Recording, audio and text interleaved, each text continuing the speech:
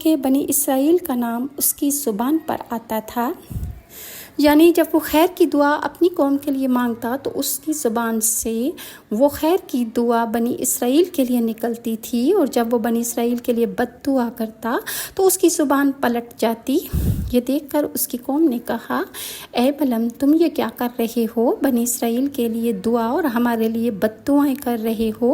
بلعم نے کہا کہ یہ میرے اختیار کی بات نہیں، میری زبان میرے قبضے میں ہی نہیں ہے، اللہ تعالیٰ کی قدرت مجھ پر غالب آ جاتی ہے۔ اتنا کہنے کے بعد اس کی زبان نکل کر اس کے سینے تک لٹک گئی۔ اس نے اپنی قوم سے کہا، تم لوگوں نے تو میری دنیا اور آخرت دونوں تباہ برباد کر دی، اب میں تمہیں ان کے خلاف ایک تدبیر بتاتا ہوں۔ تم حسین و جمیل عورتوں کو بنا سنوار کر بنی اسرائیل کے لشکر میں بھیج دو، اگر ان میں سے ایک شخص نے بھی بدکاری کر لی تو تمہارا کام بن جائے گا، کیونکہ جو قوم زنا کرے اللہ